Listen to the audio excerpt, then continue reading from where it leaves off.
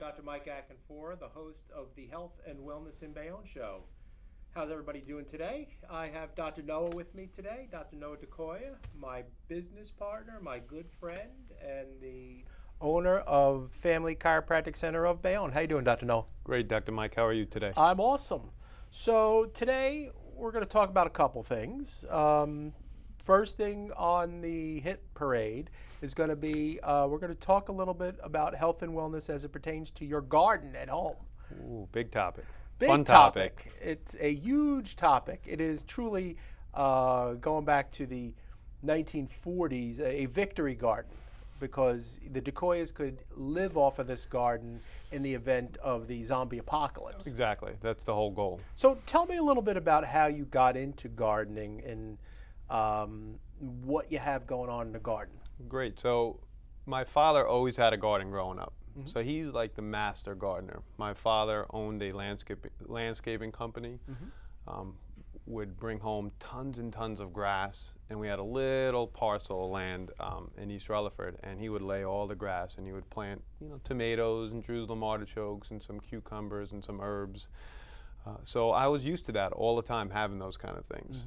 Mm-hmm. And as we got older, my brother lived in one of my father's homes, and he had a huge garden. Mm-hmm. He took all my grandmother's roses that have been there for like 60, 70 years and kind of moved them and placed them around, and had a huge garden with all sorts of things, like a rosemary tree, it was so big, and arugulas and all sorts of lettuces. And at this time I was in chiropractic school, and I was starting to get a little antsy because I wanted a garden myself. Mm-hmm. So then we moved back from chiropractic school, and we lived in like a garden apartment for a while, and then finally we bought our home. And that first year, I looked at my piece of property, and the whole left or right side of my house was grass, but it was really useless grass. So we tore that all up and started getting organic dirt and manure and grass and all sorts of things to make that piece plantable for a garden. And at the same time, I planted a lot of fruit trees. So, and I do this in a relatively small space. That's what one of the most recent videos I did online was that you can produce a lot of food. So I have in my home, not only do I have my garden, I have a cherry tree, a persimmon tree, I have blackberries and gooseberries, strawberries, 3 apple trees, 2 pawpaw trees, and a fig tree. Awesome. So, and along with my regular garden. What ones are in containers, and what ones are planted? That's great. So, first off, producing your own food is really crucial, because Absolutely. You can control the soil, you can control the sun, you can control the water. You don't have to go to the store. It's truly local. You're using less energy. So this is kind of what I think why we're talking about it today. Even if you have a really small piece of land, you can grow a lot of things in buckets or raised beds. So I have 2 raised beds that I bought. Describe what a raised bed is. Thanks, Mike. A raised bed is you could build them. They're either wood, and they could be 2x2, 4x4, however big you want them. Yep. I get these plastic interlocking ones on Amazon, and in a small space you can get a raised bed, like 2x2.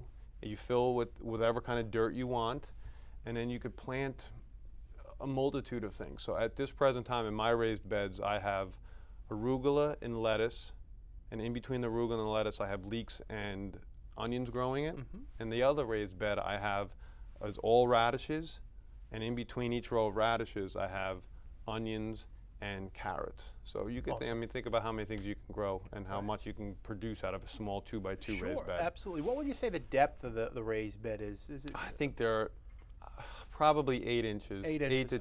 6 to 10. I think 10 would be a little high. I'm going to say probably 6 to 8 inches. Fascinating.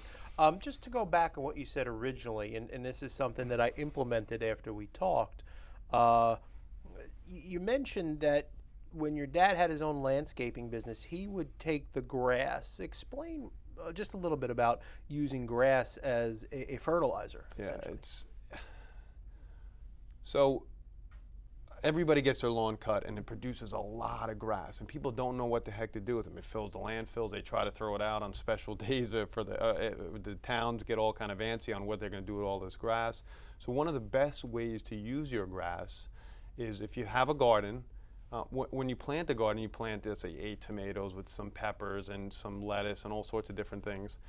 But while those are growing, weeds are growing too. And it gets to be really difficult to constantly weed. You're weeding, you're trying to keep your plants from really growing nice and healthy and keeping them contained. So the easiest way to eliminate the time of weeding and to keep more moisture in the ground and to let your plants grow with using less water is to load up around your plants 3, 4, 5, even 6 inches of grass. Sure. It keeps the moisture in. It makes your weeding almost nil. It smells a little bit for like the first week because the grass starts decaying, but once it's matted down, it's almost like an impenetrable barrier for weeds. And then over the winter, when you pull up all your plants, you just take a big shovel or a tiller and just till that stuff in, and it's just an unbelievable fertilizer. With the caveat that you're getting grass that's not pesticided with Roundup and things like that, which could be disastrous. So I'm very careful with getting my grass from my own lawn, and then I get the grass that my brother cuts that I know that he doesn't fertilize with. Correct. So also talk about the other usage for the cut grass in making compost. Oh, compost is great too. So what do we call that? The nature's gold? It's just liquid gold. Liquid gold. There's a couple things you can do to really foster the health of your of the soil, and one of them is getting a compost pile. I think you do it differently, but what I do for my compost pile, I call it the Angelo Special, in honor of one of my friends. I take a large garbage can, plastic garbage can, and I actually have 2, and I drill a bunch of holes in them. Yep. And then all the clippings that I get from that I don't use in the garden, coffee from Robert's Cafe. Yes. And all the clippings that go to waste, like the peels of potatoes and the skins of apples, and whatever I produce in my house goes into that compost. Right. And I have 2 because once one is filled up, I move it over to the side, I let it sit there for a whole year, and I dump out the other one into my garden. Right. And then I just rotate it. So every year one of these gets done, and that's just like liquid gold. There's eggshells too is another big one. Absolutely. What you don't want to put in your compost pile, and it's really important, is you don't put any meat, any bones, anything like that. And why is that? Why? Because you're going to attract opossums and raccoons, and you're going to have unsavory characters in your garden, but we don't want any unsavory. We don't want any unsavory. Absolutely. And where I live, one of the benefits are I don't live far enough away from Bayonne that there's deer, so I don't have to deal with them either. So you're not contending with deer. You're just contending with like muskrats and opossums and raccoons, and you don't want a lot of those. Even though I have an opossum, raccoon, and a muskrat living under my shed, they're just pets. They're just pets. They're not. They're not eating any of the bones left over. You could do what you want to do with bones, and this is kind of shooting off on another topic. You want to save all your bones. Yep. And then put them in the freezer and freeze them. And when you get enough, you want to make a broth out of the bones, as opposed to using it for compost. That's a perfect segue. Let's talk about that a little bit. So.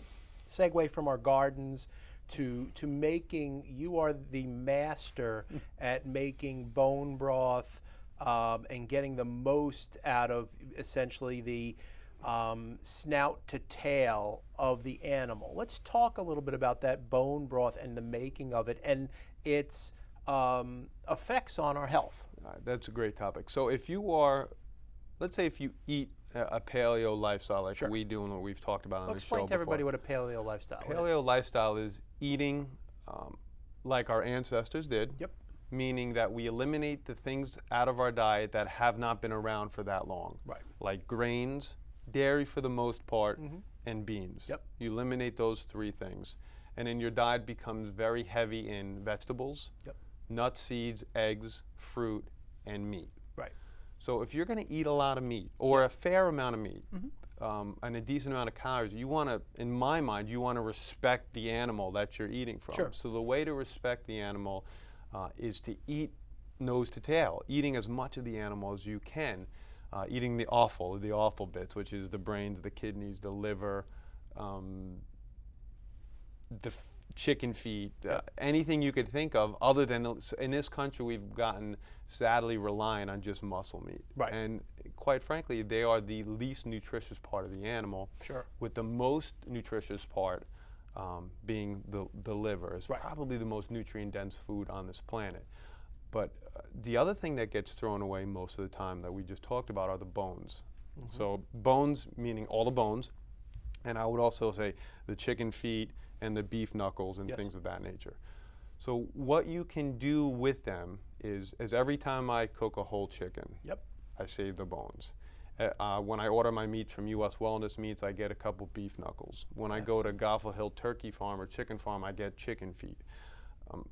When I cook shrimp, I save all the shells. All the shells, absolutely. Right, and I put those in plastic bags and I put them in the freezer. And when I get enough, I take all those bones. This is separate, so the shrimp would be a different stock. Right. I'll explain in a minute. But let's just talk about bones from chickens and cows and things like that. You take those bones, you put them in a crock pot, and you fill the water all the way up so the bones are covered. You put in a little bit of apple cider vinegar to draw out the nutrients. Yep. Put the lid on it, plug it in on low for 18 to 24 to even 36 hours. Right. And you just let that simmer, let it simmer. And the important nutrients in the bones are true calcium that we can absorb, Absolutely. magnesium that we can absorb, and then all the collagen, the vitamin K, and all these different things that are extremely important for our joints. Yep. And we could see how poor our joint health is being chiropractors in our older patients. Yep. And it also is the other amino acids like glycine and taurine and all the other, and leucine, those that get drawn out of the bones are extremely, particularly glycine, are extremely healing to our stomach. To our gut, absolutely. So if you have stomach issues or stomach upset, one of the ways to heal your gut is by consuming this bone broth. Absolutely. And you can make it a little bit more, if you just use straight bones, it's not going to taste that great. Right. But if you have some of a little bit of the meat left over and a little bit of the cartilage, and maybe you throw some herbs in there and then strain that all out, it's really like a really delicious just broth that you can make soup out of, that you could just drink on your own. Yeah. The most collagen rich, where it almost comes out like a jelly or a jello, is if you use chicken feet. I mean, that is an incredible bone broth making part of an animal. And then, as I mentioned, if you're going to make it with shrimp shells, you only have to cook shrimp shells for like 2 to 4 hours, not 16 to 18 hours. And that makes another incredible broth too. That's really nutritious as well. Awesome. I mean, great explanation for that. The interesting thing is when we do a lot of the cooking in the crock pot, we will throw the whole chicken in there and cook it for 8 to 10 hours on low, using nothing in there but the vegetables on top of the chicken, and it basically cooks in its own broth. It's incredible. And the beauty of that is when you cook a chicken for that long, you can eat the bones and everything. And that's what we do. You know, as my grandfather would say, you're eating the marrow. And it really is. The bone truly disintegrates with the chewing on it. It's an amazing taste sensation when you take something like chicken that has a relatively amount of fat on the outside, or you get duck legs, which is almost all fat, and you layer the vegetables in and then the meat, and then that just melts down, and then the vegetables get cooked in that turkey chicken fat or the duck fat. In my mind, it's just nothing better. Right. I mean, you can tell because in the house, the poor dog sits there for hours in the kitchen just looking at this crock pot, hoping that somehow she could get her way into the crock pot. Little tasty morsel out of there. Seriously, that poor thing, it's actually like torture for her. So explain the little bit, let's go a little further in depth into that, of how the bone broth affects our health and how it's been missing. It's basically a lost art. Like I mentioned, we have become accustomed in this country to eating ground beef or steaks, throwing away almost 90% of the animal, disrespecting the animal, and losing all those really nutritious parts of the animal. But how it affects your health is your stomach or your gut, your stomach and intestines house over 60 to 70% of your immune system. And if you are eating a lot of refined grains, if you're eating a lot of sugars, and you're drinking excessive amounts of alcohol, your stomach and those cells in your stomach, they start separating a little bit. And when they separate, that's what we've heard the term called leaky gut. And when they separate, you stop digesting the way you're supposed to, and you start digesting whole irritating proteins through that lining that can travel anywhere in your body.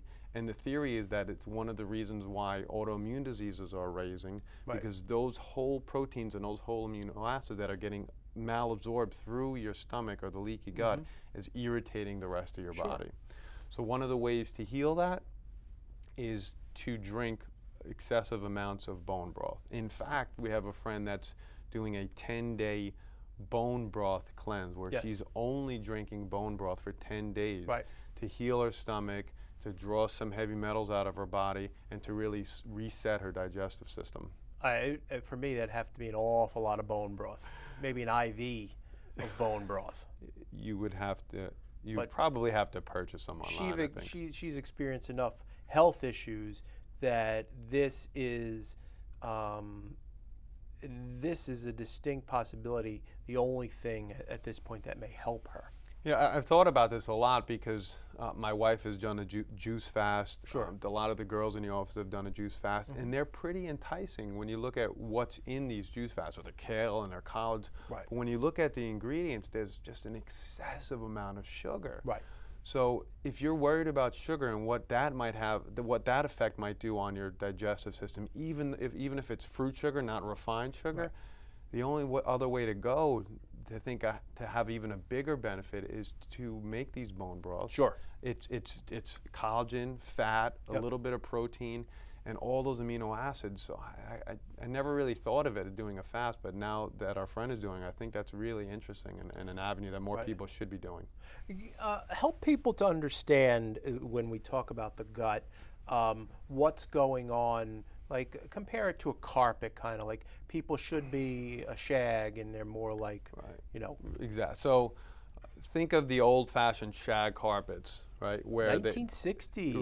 There we go. A little shag carpet. Little lava lamps. That's right. But those shag carpets, they're called villi, and those are what, when we eat, we digest those foods, and the food go down there, and we digest in those villi that increases the stomach area of our stomach and dramatically absorb the foods. Well, when you constantly bombard your digestive system with grains and the protein, gluten, and other things, and other disease processes do this too, you can get an infection that can destroy those villi too. All of a sudden, you lose all the surface area of digesting food. And your body can't absorb it anymore. So you're not absorbing your food. You're extremely malnourished, and that affects everything in your body, every aspect of your health. So it's important. It's really important. Essentially, what we've heard is that the shag carpet turns into a Berber. And you hear a lot of times in our seniors that, you know, although they're eating, they're not absorbing the nutrients. They're malabsorbing. Their malnutrition is going on, and this is directly tied to years of antibiotic use, years of non-steroidal anti-inflammatories, and it just creates these. So if people are thinking about what the gut looks like, it's supposed to look, it looks like Swiss cheese, because there's these big holes that are going through the lining, and the proteins can go out into the body, and the body says, ooh, this is a foreign material, let's go after this. And it should look like a regular, you know, a hard cheese or a soft cheese, but there shouldn't be any holes there. I mean, let's look at reality. Someone who's 80, 85, you know, lived a long, good life, but they've probably had 20 or 30 years of malnutrition, even though they've eaten copious amounts of cheese, drinking copious amounts of milk, yet they all have osteoporosis, right?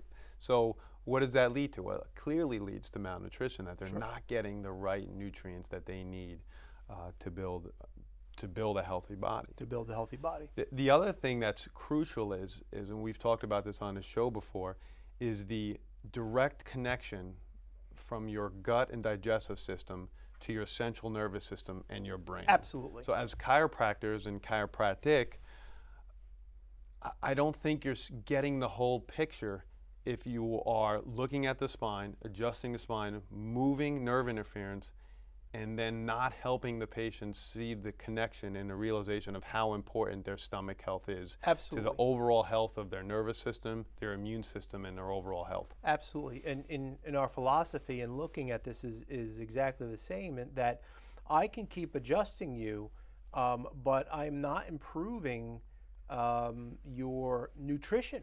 I'm not improving your lifestyle.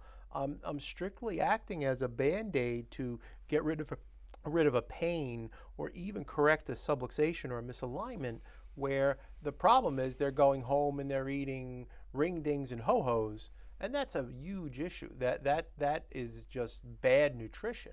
Exactly. So that's crucial. Crucial, absolutely crucial. Let's talk a little bit about another subject. We just did together a health and wellness expo.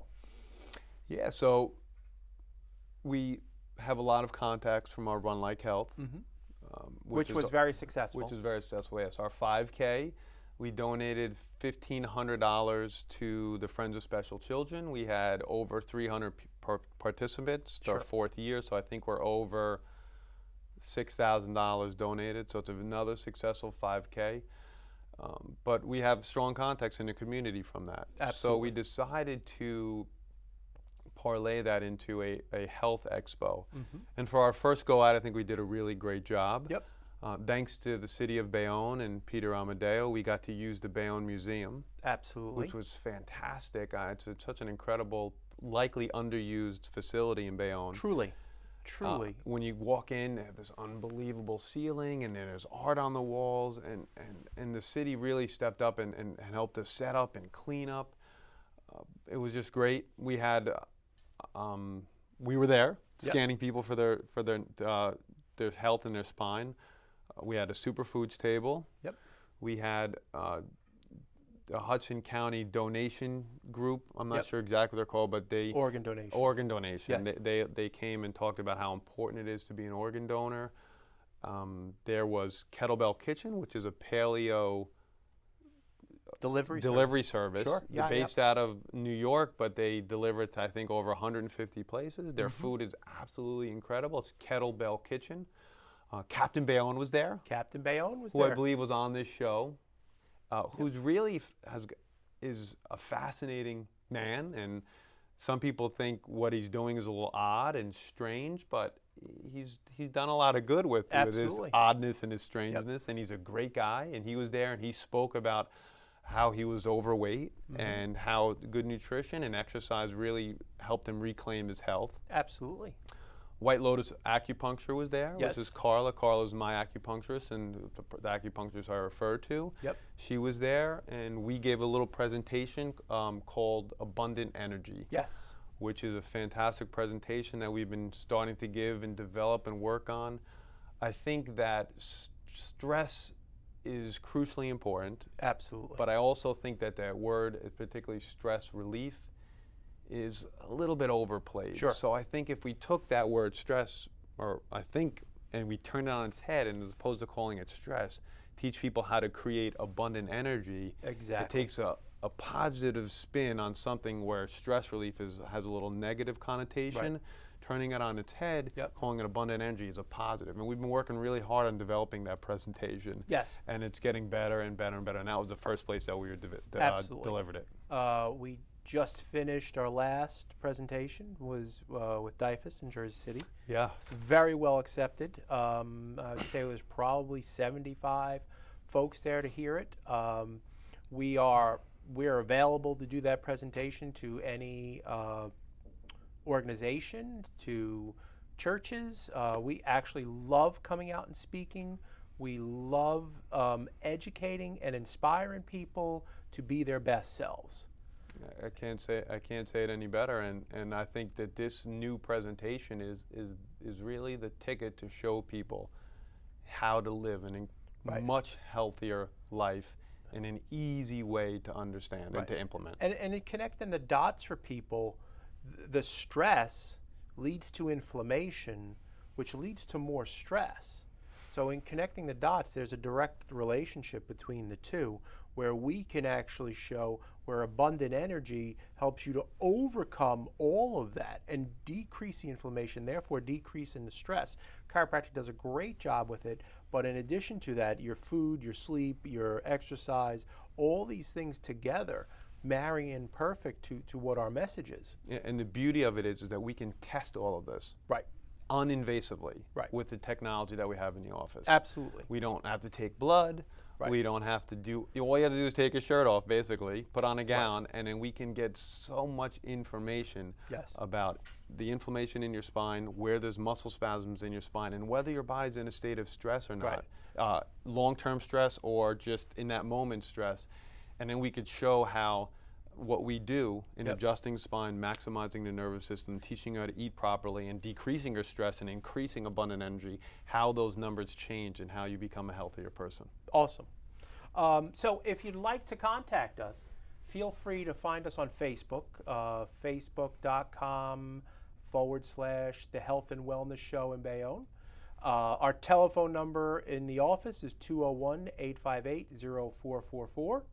If you want to see us on YouTube, you can see us at youtube.com/The Health and Wellness Show in Bayonne. We're also on iTunes. Our podcast, this is converted to a podcast.